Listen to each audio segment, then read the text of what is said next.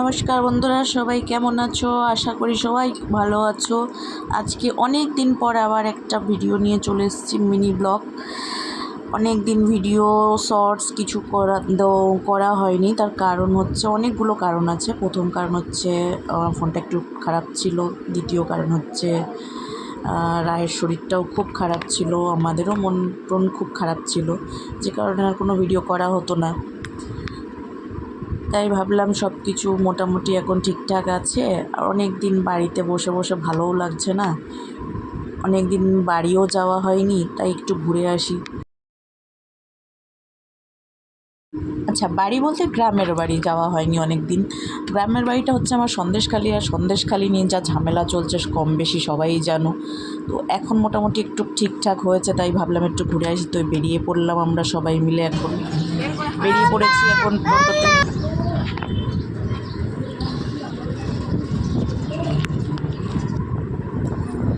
বাসে ভিডিওটা করা হয়নি, প্রচণ্ড গরম, তাই জন্য পৌঁছে গেছি। দেখতে পাচ্ছ আমরা ধামাখালি থেকে বোটে উঠে গেছি।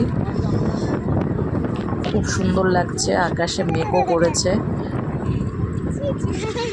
এই যে রাই দেখছো, দাঁত বের করে করে হাসছে।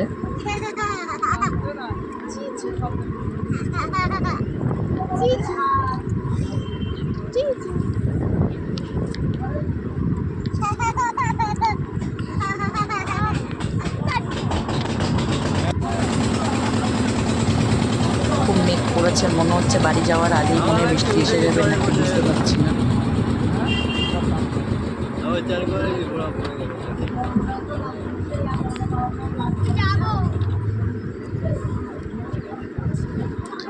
পৌঁছে গেছি আমরা বড় দোষখালি। এখনও এখানে অনেক পুলিশ আছে, দেখছেন সবাই। মনে হয় ওরা বাড়ি যাওয়ার জন্য রেডি হচ্ছে। পরে আর ভিডিও করতে পারিনি, খুব জোরে বৃষ্টি নেমে গেছিলো, যে কারণে আর ভ্যানের ভিডিওটা করা হয়নি। আমাদের তুষখালি থেকে উঠে আবার ভ্যানে উঠতে হয়। তো বাড়িতে ঢুকে গেছিলাম আমরা তাড়াতাড়ি, বৃষ্টি এসে গেছে বলে।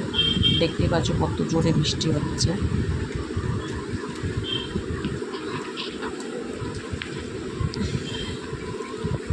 বেশ ভালোই লাগছিল, খুব সুন্দর হাওয়া, অনেক দিন গরমে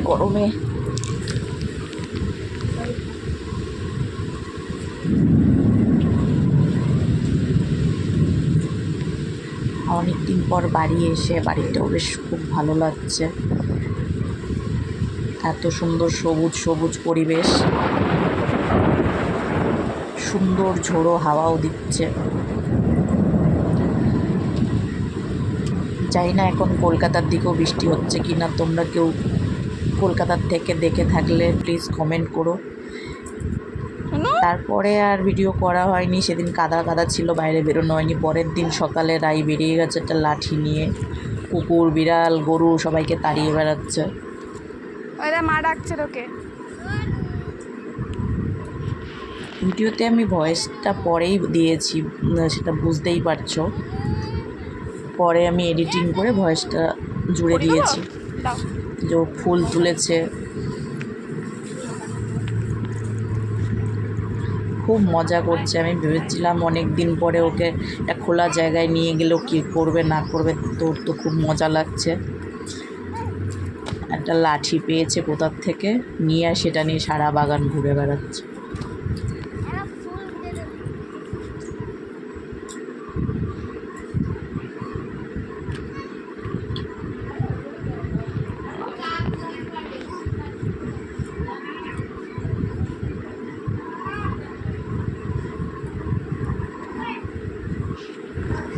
রাই সারাক্ষণ হাতে নোংরা লাগাচ্ছে, এখানে ওখানে নোংরা লাগিয়ে বেড়াচ্ছে, আর সারাক্ষণ ওকে সবাই পরিষ্কার করে বেড়াচ্ছে। ওকে যতই পরিষ্কার রাখার চেষ্টা করা হোক না কেন, ও তো মোটে পরিষ্কার থাকবে না। মাটিতে বসছে, ধুলো মাখছে, যাই করছে, গ্রামে এসে যেটা করে সবাই। এখন দেখো না, একটা মুরগির পেছনে পড়েছে।